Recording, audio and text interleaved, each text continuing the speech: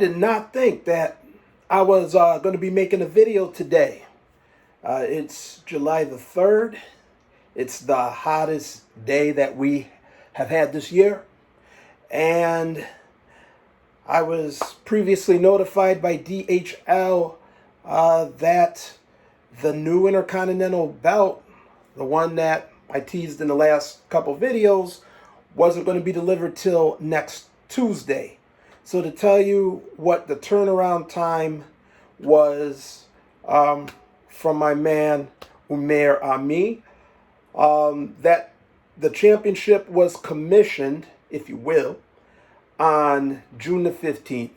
Today is July the 3rd, and earlier than expected, the Intercontinental Heavyweight Championship belt has arrived by DHL. A little bit concerned. It's been repackaged. So let's hope everything is still intact. I am going to get this box open. Hopefully you'll listen to this portion at least one time before the belt review. I just think it's important before we show the actual belt. So from the time back in November of last year when Sami Zayn scouted down to the ring and had his bag and presented Shinsuke Nakamura with the new Intercontinental belt, Shinsuke handed over the white classic version and Sami gave him the new one. I was unimpressed. I don't know if it looked dull, if it looked old. I didn't like it. A lot of people did not like it. And over time, I looked on belt sites. I heard fans talk about it. Many were wishing they'd get the old one back. It started growing on some people, but to me, it was missing so much. Many people put up Photoshop mock-ups of what they thought it should look like. They had it on a white strap. They had the globes colored in black. They had, or excuse me, colored in blue. They did a lot of different things to it. Then when people actually started to purchase it and do their title reviews on it, admittedly, up close, on camera, that looked a lot better than it did in pictures, but it still wasn't all that. The closest to when I thought that thing looked great was just a couple weeks back when AJ Styles was having his championship celebration on SmackDown. The way that title sparkled under the lights of the Performance Center when they began that program and when they were doing that whole segment, it looked great. I was like, damn, maybe that belt is pretty good.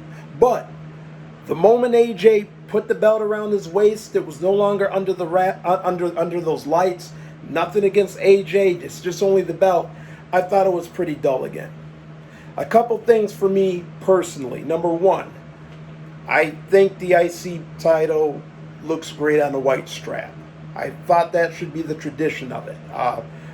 The WWE one, Shawn Michaels was the first to have it on the white strap. The New Japan, the IWGP IC title, they had that one on a white strap. So why not let that be the legacy of the Intercontinental Championship? Unless you're the Warrior or somebody, or Goldust and do different colors, you know. Number two, I thought the belt certainly needed some more color. Maybe so, maybe not. Maybe all it needed was a white strap. But to have the title with the black globes on the all black strap, it kind of looked like the complement to the undisputed championship of the Ruthless Aggression era. So when I talked to Umair Umi, I say his name a lot because he does great with these belts. Number one, I told him I wanted it on a white strap. Number two, I told him I wanted gems in it. It looks like a belt begging to be customized, more so than the AEW TNT belt. It looked like a belt where they already have the positions, the slots there for where the gems should be. So I said, let's just put them there. Just some simple modifications would make a big difference. Okay, so that's all I got to say about that. finally, let's see what this bad boy looks like, and I hope you like it. We're going to get this thing open.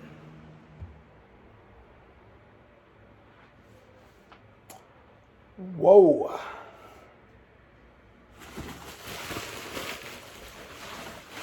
Final paper off.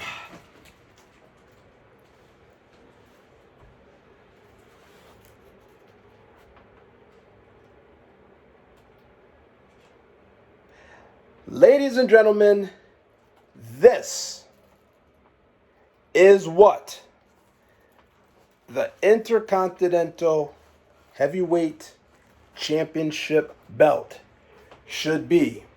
This is what the title should have looked like from day one.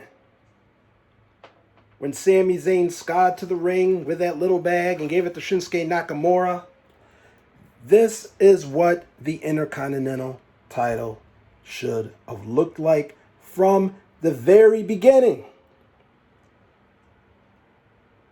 Let's take a closer look at this for everybody. I could tell just by holding it. Umair Umi, my man, you knocked it out of the park. Meaning, you did good, my friend. You did good. Just check out the tip at the end, and we'll keep going. We're now going to get a closer look. So, right here, you could see the white leather. This peeling, it's just some of the paper it was wrapped in. It was wrapped pretty good for shipping. I peeled a lot of it off. But like again, I just opened this, so I'll have to get the rest of that off. But you could see the beautiful detail.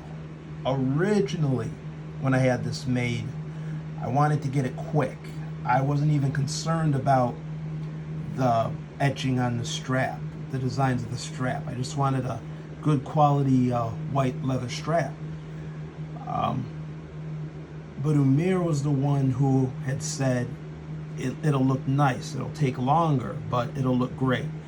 I'm really glad he said that, because take a look at that. Take a look at that on the leather. Anyone who has concerns, you could see, well, first, you could see the gems. The belt was begging for modification. I mean, hello, the slots were there where the gems should be. You know, it almost looked like the title was incomplete without them. You see the red swoosh there. I know if you're saying it doesn't go in and out between the logo like it's supposed to. I'll speak on that in just a moment. That was intentional, and I'll tell you why. But moving on. The belt was made on 4mm zinc. The official title, the WWE shop version, I think is on 7 or 8mm. For what I wanted done, it didn't require all that. Remember, this isn't a re-leather. This is a whole new belt. I won't be bringing it to the ring anytime soon. But the 4mm was good enough for this. It serves its purpose. It looks great. The gems in there make a big difference. And there you see what everyone talks about in their various reviews of this belt.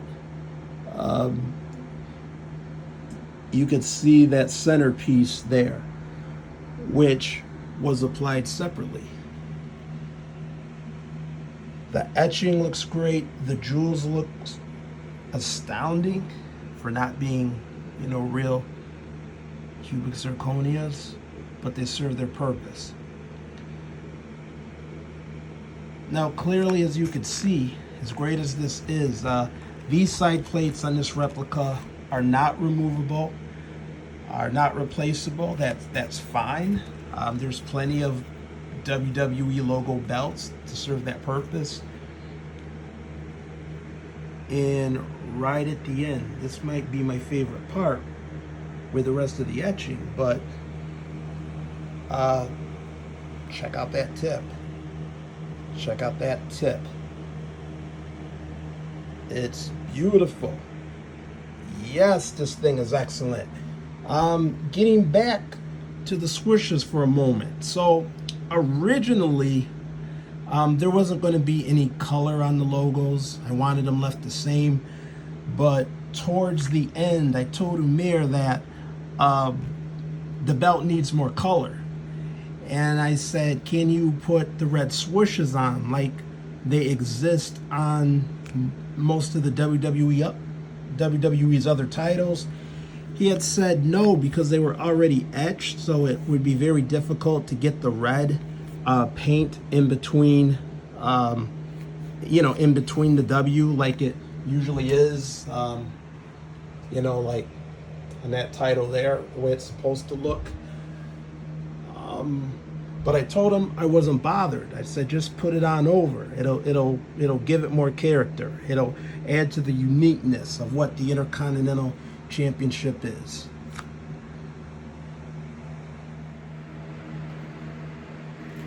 So that about concludes our review, unveiling, unboxing of the Intercontinental Championship.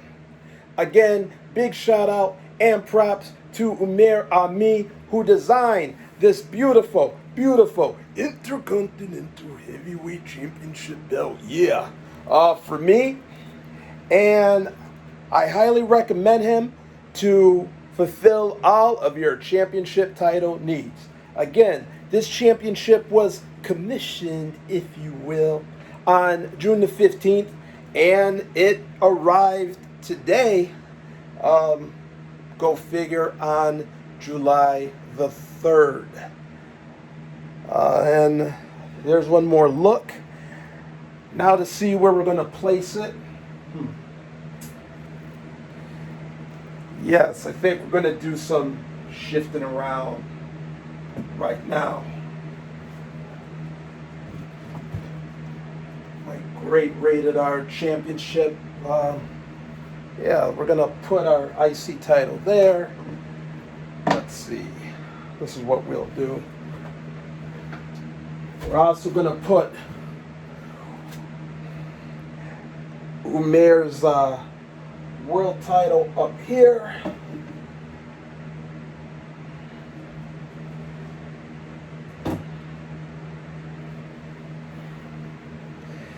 And stay tuned for a special preview of what Umair has lined up for us next. So that concludes the video. Do me a favor, subscribe to the channel, because there's much more to come. Do me another favor, make a comment on your thoughts on the championship. There will be many more to come. And I thank you for your time. Like the picture up there says, showing much love. Take care.